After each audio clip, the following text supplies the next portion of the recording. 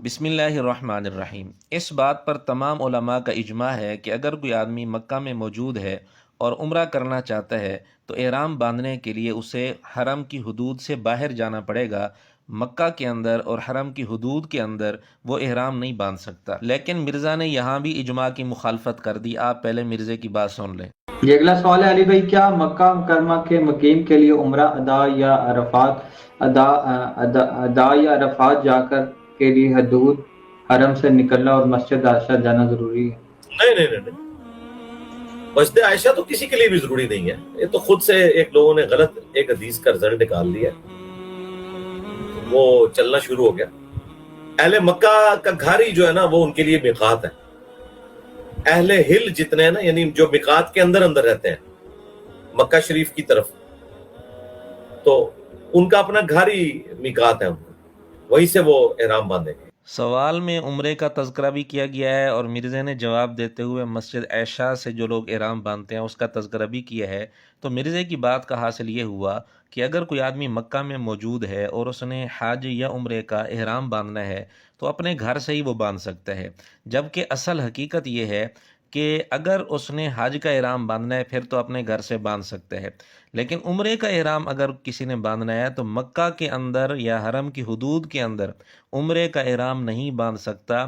اس پر اجماع ہے، اسے حرم کی حدود سے باہر نکلنا پڑے گا اور پھر احرام باندھ کر پھر واپس حرم کے اندر مکہ کے اندر آنا پڑے گا۔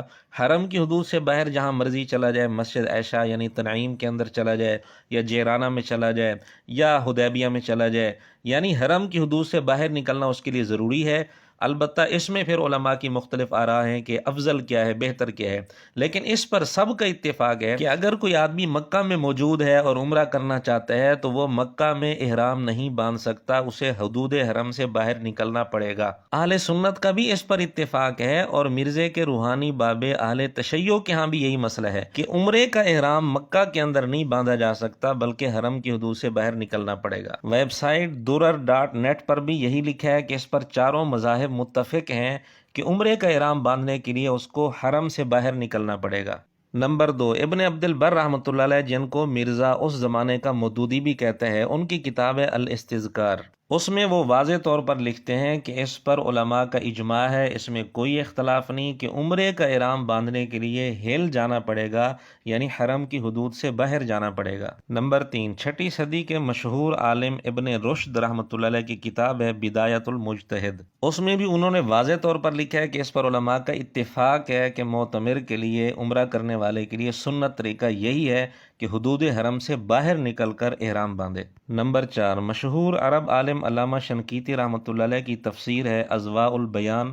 سورہ حج کی تفسیر میں انہوں نے لکھا ہے کہ عمرے کا احرام مکہ سے نہیں باندھا جا سکتا بلکہ حرم کی حدود سے باہر ہل کی طرف نکلنا پڑے گا اور وہاں سے احرام باندھنا پڑے گا، اور اس پر چاروں ائمہ متفق ہیں۔ نمبر 5، عرب کے مشہور عالم بن باز، جن کا تعارف مرزا نے کئی دفعہ مفتی اعظم کہہ کر کرایا ہے، ان کے فتاویٰ میں بھی یہی لکھا ہے کہ جو آدمی مکہ میں موجود ہے وہ عمرے کا احرام مکہ میں نہیں باندھے گا بلکہ حدود حرم سے باہر نکل کر ہل سے احرام باندھے گا، چاہے تنعیم سے باندھ لے یا جیرانہ سے باندھ لے یا کسی اور جگہ سے باندھ لے، بہرحال اس کو حرم کی حدود سے باہر نکلنا پڑے گا۔ اور جتنے لوگ مکہ میں موجود ہوں، عمرہ اگر کرنا چاہیں تو عمرے کا احرام باندھنے کے لیے انہیں مکہ سے بہرحال نکلنا پڑے گا اور حدود حرم سے باہر جا کر احرام باندھنا پڑے گا۔ نمبر 6، اہل تشیع کے ہاں بھی یہی مسئلہ ہے۔ وکی شیعہ پر آپ دیکھ سکتے ہیں، اس میں واضح طور پر لکھا ہے کہ اگر کوئی آدمی مکہ میں ہو اور عمرہ کرنا چاہے تو حدود حرم سے باہر نکلنا ضروری ہے، اور بہتر یہ ہے کہ تنعیم سے یا حدیبیہ سے یا جیرانہ سے احرام باندھے،